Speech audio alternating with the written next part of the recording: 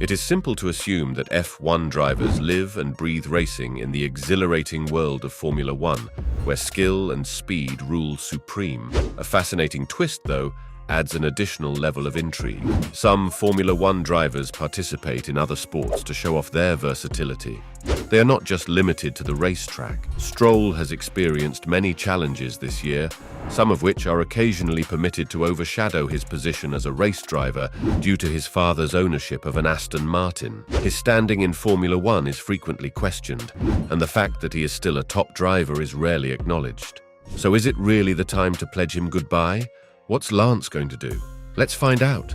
Aston Martin driver Lance Stroll is reportedly considering the shocking decision to quit Formula One in order to become a professional tennis player. That is not to say he has not produced a lot of results this season to win over critics. Even on the rare occasions when Stroll rivals or even outperforms Fernando Alonso in the same car, like in Spain qualifying and the Austria sprint, he does not appear to win over many fans. As a result of this, Stroll's enthusiasm for the sport he entered at a remarkably young age has diminished. My karting career in Canada for 3 years from the age of 8 years old. Speculation is now swirling that he might never have harbored a genuine desire to participate in Formula One, and he may have actually preferred pursuing alternate career paths, such as tennis. This has led various media sources to engage in discussions about Lance Stroll's Formula One journey and openly question whether there's still a place for him in the sport. David Croft, the commentator for Sky Sports, shared his opinions on a podcast, remarking, "I find myself wondering if he's the one driver on the grid who you believe would secure a seat as long as his father remains involved." We've never delved into contract discussions concerning Lance Stroll. We've never explored potential alternatives for his future. However, I have a slight inclination that roughly a year and a half from now, Lance Stroll might contest his final Formula One race before embarking on a new venture, Croft stated. "I just think he's losing his mojo. I don't think Formula One was the sport he wanted to go into when he was younger. Croft believes he's since lost his way," he added. "I'm not saying he's not enjoying driving in Formula One. I think there are times he is. But I look at him sometimes and think you want to be doing something else, don't you? I want to see the Lance Stroll back that turned up in Bahrain because I think he's lost his way a little bit. I think he's lost his mojo." The current owner of the Aston Martin Formula One team is Lance Stroll's father, who has invested significantly in the teams that Lance has driven for. In addition to this, Stroll will compete against Fernando Alonso, a two-time world champion who has reinvented himself this season by winning 6 out of the 12 races. Lance claims that none of the pressure is having an impact on him. Stroll's commitment has been questioned throughout his 7-year F1 career, and there have been rumblings that he may be quitting the sport. Although switching to competing against players like Djokovic and Nadal seems unlikely, it is not strange to picture Stroll retiring from Formula One in a few years. Since he first stepped onto the grid, Stroll has been driving under extreme pressure, despite the lack of hype surrounding his skill set. "I don't pay too much attention to that. I know myself more deep down when I do a good job, and I extract the most from the car, whether I'm ahead or behind him. I know when I should be patting myself on the shoulder, or the first one, to criticize myself constructively, learn from it, and come back stronger. I know that there have been a lot of races where I felt like I maybe got the most out of the car, and Alonso was a little bit quicker, and that's just how it is. And other times when I really drove well, and I was in front of him a couple of times. So, yeah, I'm proud of that," Stroll mentioned. "But for sure, he's been at a very high level throughout the year. He's made very few mistakes, no mistakes. And you have to give him credit for that, because he's been driving at an extremely high level and really getting the most out of the car every week.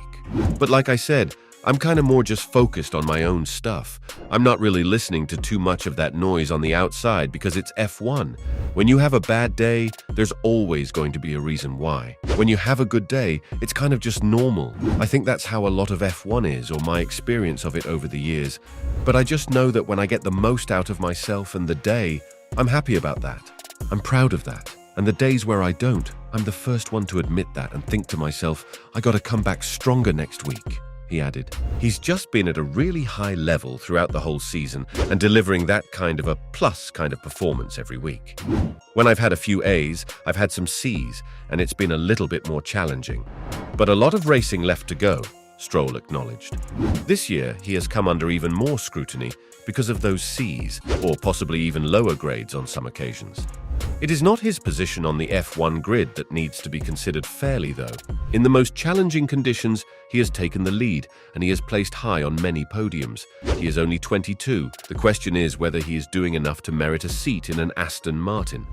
Although Alonso has 6 podium finishes from the first half of the season, Stroll has not even come close. The car is the most potent he has ever had. It does not help their chances that the team is now vying with Mercedes and Ferrari for second place in the Constructors' Championship. Stroll is 102 points behind his teammate this season, and if there is one thing that can be blamed for that, it is that the car was at its most competitive when he was still recovering from an injury. Only in Monaco, when Alonso had already won 4 podiums, did he return to 100%. However, considering the way other weekends have gone, he believes there would still be a significant disadvantage regardless of his bike mishap. Hopefully we get back to a stage where we're that competitive. I do believe we can do that. I mean, it definitely didn't help to miss 250 laps of testing or whatever it was, and just be physically not at my best earlier on in the season. However, I think more than my injury.